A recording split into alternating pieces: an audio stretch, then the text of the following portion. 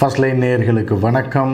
இப்போது நம்ம ஏற்கனவே ஹரியானாவில் நடந்த கலவரத்தை ஃபஸ்ட்டு பிரேக் பண்ணோம். அதில் உள்ள என்ன நடந்தது அப்படின்றத பற்றி ஒரு 4 நாட்களுக்கு முன்னாடி போட்டோம். ஆனால் இப்போது ஹரியானாவிலேருந்து வரக்கூடிய அந்த கலவரம் தொடர்பான விஷயங்கள் இருக்கு இல்லையா, அது பெரும் அதிர்ச்சியை ஏற்படுத்தக்கூடிய அளவில் பல தகவல்கள் கிடச்சிருக்கு. குறிப்பாக பார்த்திங்கன்னா இது சர்வதேச விவகாரமாக உருவெடுத்திருக்கு அப்படின்னே சொல்லலாம். அமெரிக்கா இதை கண்டித்திருக்கிறது. இது குறித்து நடவடிக்கை எடுக்க வேண்டும் என்று தெரிவித்திருக்கிறார்கள். அதே மாதிரி இன்னொரு விஷயம் என்ன அப்படின்னு பார்த்திங்கன்னா, அழுத்தம் காரணமாக, ஏன்னா அங்கே ஆள்றது பாரதிய ஜனதா கட்சி அரசு. ஸோ அழுத்தம் காரணமாக, அதாவது பல்வேறு தரப்பிலிருந்து நாடு முழுவதும் இந்த அழுத்தம் காரணமாக கிட்டத்தட்ட 58 எஃப்ஐஆர் போட்டிருக்கிறதா அந்த மாநிலத்துடைய உள்துறை அமைச்சர் தெரிவிச்சிருக்கிறாரு. அதே மாதிரி பார்த்திங்க அப்படின்னா 150க்கு மேற்பட்டவர்கள் 152 பேர் கைது செய்யப்பட்டிருக்கிறார்கள் அப்படின்னு சொல்லியிருக்காங்க. சரி, இப்போ நம்ம இதெல்லாம் செய்தி. இப்போ நம்ம அந்த நூ மாவட்டம் எங்கே இருக்குது, ஏன் அங்கே இந்த கலவரம் நடந்துச்சு அப்படின்னு நமக்கு இப்போ கிடச்சிருக்க ஒரு தரவுகளை வைத்து நம்ம அதை டீட்டெயிலாக பேசலாம். கிட்டத்தட்ட 6 பேர் கொல்லப்பட்டிருக்கிறார்கள். பல கடைகள் சூறையாடப்பட்டிருக்கிறது. ஏன்னா அது குறிப்பாக இஸ்லாமியர்களுக்கு சொந்தமான கடைகள். இந்த கலவரம் ஏன் திடீர்னு நடந்தது அப்படின்னு இப்போ தகவல் என்ன அப்படின்னு பார்த்திங்கன்னா, இந்த கலவரங்கள் திட்டமிட்டு நடத்தப்பட்டதாக அங்கே சொல்லப்படுது. பத்திரிகைகள் செய்தி வெளியிட்டிருக்கின்றன. என்ன அப்படின்னு பார்த்திங்கன்னா, கடந்த ஜூலை 4ஆம் தேதி பாரதிய ஜனதா கட்சியோட ஒரு உள்ளரங்க கூட்டம் நடந்திருக்கு. இந்த ஊர்வலம் தொடர்பாகவும் இந்த நூ மாவட்டத்து தொடர்பாகவும் நடந்திருக்கு. அந்த கூட்டத்தில் என்ன பண்ணியிருக்காங்கன்னா, முஸ்லீம்களை எல்லாம் அடித்து விரட்ட வேண்டும் என்று பாரதிய ஜனதா கட்சியை சேர்ந்த மூத்த தலைவர்களே பேசியிருக்கிறாங்க. ஒன்று. ரெண்டாவது என்னென்னா, ஏன் அந்த நூ மாவட்டத்தில் மட்டும் இந்த மாதிரி பிரச்சனை அப்படின்னு பார்த்திங்கன்னா, இந்த மாவட்டத்தில் கிட்டத்தட்ட 79% பேர் யார் அப்படின்னு பார்த்திங்கன்னா இஸ்லாமியர்கள். ஆனால் இங்கு பேசப்படும் மொழிகளில் 26% உருது, 36% தான் ஹிந்தி. சரிங்களா? மீதி அந்த லோக்கல் லாங்குவேஜை ஒரு 35% வரைக்கும் மக்கள் பேசுகிறாங்க. ஹிந்தியை ஒரு 36% பேர் பேசுகிறாங்க. அப்படின்னா உருது பேசுபவர்கள் மட்டும் 26% அங்கே இருக்காங்க. மீதி தான் அதர்ஸ். ரைட்டா? இப்போ இதில் பாப்புலேஷன்லேயும் பார்த்திங்கன்னா இந்த நூ மாவட்டத்தில் மட்டும் 79% இஸ்லாமியர்கள் இருக்காங்க. சரிங்களா? அதே மாதிரி தாழ்த்தப்பட்ட மற்றும் மக்கள் இருக்காங்க. தாழ்த்தப்பட்ட பட்டியலினத்து மக்கள் கிட்டத்தட்ட 14% இருக்காங்க. இந்த மெஜாரிட்டி யாருன்னா இவர்கள் தான். மீதி 16% பேர் அதர்ஸ்லாம் போச்சுன்னா அந்த மாநிலத்தில் உள்ள இந்துக்கள் அப்படின்னு பார்த்திங்கன்னா இந்த மாவட்டத்தில் வெறும் 10-12% தான். ஸோ இது ஒரு பிரச்சனை. ஸோ இதை என்ன பண்ணுறாங்க அப்படின்னா, அதிக முஸ்லீம்கள் இருக்கக்கூடிய இந்த பகுதியில் ஒரு எம்பி சீட் இருக்குது. சரியா? போன முறை தலை தப்பினால் தம்புரான் புண்ணியன்ற மாதிரி பாரதிய ஜனதா கட்சி ஜெயிச்சிருக்கு. 10 இடங்களையும், அந்த மாநிலத்தில் உள்ள 10 இடங்களையும் பாரதிய ஜனதா கட்சி முழுசாக கைப்பற்றியிருக்கு. அது நம்ம கடந்த வீடியோவிலே சொல்லிட்டோம். அந்த அரசியல் டீட்டெயில்ஸ்லாம் சொல்லியிருக்கோம். விவசாய போராட்டத்தை தொடர்ந்து ஹரியானா விவசாயிகளும் போராடினாங்க. இந்த முறை பாரதிய ஜனதா கட்சி பாதி இடம் கூட வராது அப்படின்றத நம்ம ஏற்கனவே டீட்டெயிலாக பேசியிருக்கோம்.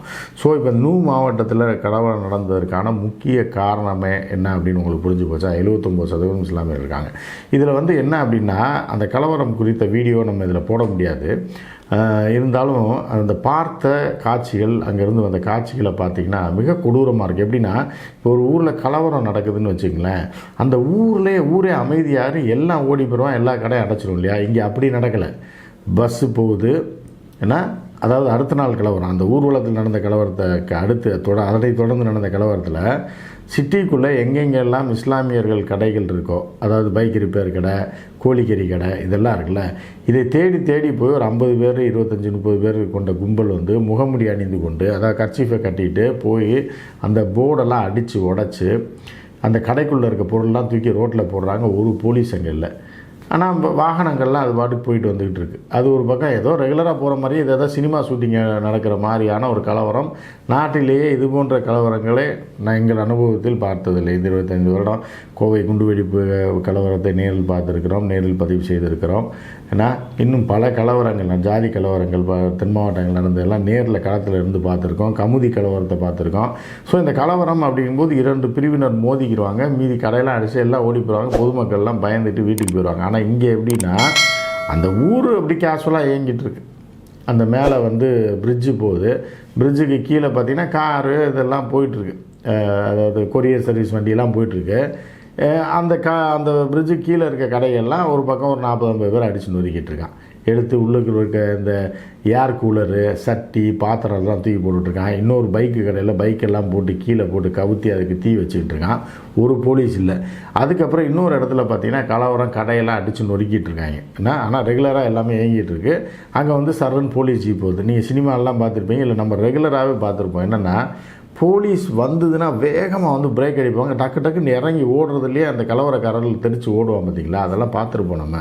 அதாவது நீங்கள் வந்து நேரில் பார்க்காதவர்களுக்கு சொல்கிறேன் நான், சரியா? ஏன்னா இது ஒரு சீரியஸ் இஷ்யூ. நான் சினிமாவை கம்பேர் பண்ண நினைக்காதீங்க. அந்த மாதிரி இருக்கும், சினிமாவில் எடுக்கிறது கூட வந்து ஃபாஸ்ட்டாக இருக்கும். இவர்கள் என்னென்னா அப்படியே கூலாக வந்து கல்யாண வீட்டு ரிசப்ஷனுக்கு வருவாங்கள்ல, பட்டு சேலைலாம் கட்டி பெண்கள் நகையெல்லாம் போட்டு மெதுவாக இறங்குவாங்க காரை விட்டு. அதே மாதிரி அந்த பட்டு வேஷ்டியெல்லாம் கட்டிகிட்டு இருக்கவரும் அப்படியே மெதுவாக இறங்கி அப்படியே வணக்கம் சொல்லிட்டு அப்படி உள்ளே போகலாம். அந்த மாதிரி வந்து போலீஸ் இறங்குற காட்சிகள் பதிவாயிருக்கு. அப்போ என்னென்னா சீரியஸாக போலீஸ் இதை பார்த்ததா அப்படின்ற சந்தேகமே இருக்குது. அதனால தான் ஒரு பெரிய இஷ்யூவாக இருக்குது. ஜீப் வந்து நிற்கிது, அப்படி மெதுவாக கூலாக இந்த இன்ஸ்பெக்டர் சேலை அப்படி மெதுவாக இறங்குறாங்க. அவன் கலவரக்காரன் அடிச்சு நொறுக்கிட்டு அப்படியே ஓடுறான் அந்த பக்கமாக. போனோன்னா அவனை விரட்டி பிடிக்கலையா, அவனை அடித்து துரத்துறா, அதெல்லாம் இல்லை. அம்பாட்டுக்கு அவன் போயிட்டான். இவர்கள் அப்படியே கடையை பார்த்துட்டு ஒரு ஃபோனை போடுறாங்க. ஏன்னா இது பெட்ரோலிங் போலீஸ், ஒரு 5 போலீஸ் வராங்க ஒரு எஸ்ஐ தலைமையில். ஸோ இதுதான் நடந்திருக்கே தவிர சீரியஸாக வந்து போலீஸார் நடவடிக்கை இந்த மாதிரி அந்த வீடியோ காட்சிகள் நாம் கண்டவரை, ஏன்னா டெல்லியிலேருந்து அனுப்பப்பட்ட காட்சிகளில் வந்து இல்லை. அதை நம்ம போட முடியாது இதில். ஏன்னா கலவர காட்சிகளை போட்டால் யூடியூப்பில் கட் பண்ணிடுவாங்க. ரெண்டாவது அதை நம்ம பதிவு செய்யவும் முடியாத ஒரு சூழலில் இருக்கும். ஸோ அதனால் இந்த நடந்த காட்சிகளெல்லாம் பார்த்தீங்க அப்படின்னா இது திட்டமிட்ட ஒரு கலவரமாகத்தான் வந்து அருமையாக தெரியுது. இந்த காட்சிகள் எல்லாமே வெளிநாட்டு டிவியில் எல்லாத்துலேயும் போட்டிருக்காங்க. DW டிவியில் வந்திருக்கு. ஏன்னா இன்னும் பல இந்த வயரில் விஷுவல் போட்டிருக்காங்க. இப்படி பல்வேறு இதில் வந்து இந்த வீடியோ காட்சிகள், பல வீடியோ காட்சிகள் வந்திருக்கு. அது ஒன்று. பள்ளிவாசல் எரிக்கப்பட்டது மட்டும் இல்லை, கார்களை போகிற வர எதையே எரிச்சிருக்கான். அவன் யார் முஸ்லீம், இந்து, அது வேறு. முஸ்லீம்கள் பெருமளவில் பாதிக்கப்பட்டிருக்காங்க. இங்கே வாழ முடியாத சூழ்நிலையில் இருக்கோம் அப்படின்னு சொல்லி அவர்கள் எல்லாம் பேட்டி கொடுத்துருக்காங்க. அது மாதிரி அவர்கள் இருப்பிடங்கள் கொடுத்தப்பட்டிருக்கிறது. தகர கொட்டையில் ஏழைகள் இருப்பான் பாருங்கள், அவன் தகர கொட்டைகள்லாம் தீ வச்சுருக்காங்க. இப்படி வந்து வன்முறை வெறியாட்டம் ஆடி இருக்கிறாங்க. இது வந்து அப்போ வந்து நீங்கள் பஜ்ரங் தள்ளும் சம்பந்தம் இல்லாமல் பஜ்ரங் தள்ளும் விஸ்வ இந்து பரிஷத்தும் முஸ்லீம்கள் அதிகமாக இருக்கக்கூடிய இந்த மாவட்டத்தில் ஊர்வலம் திடீரென நடத்துவதற்கான காரணம் என்ன அப்படின்னிங்கன்னா அதுக்கு அவருக்கு சரியான பதில் இருக்காது.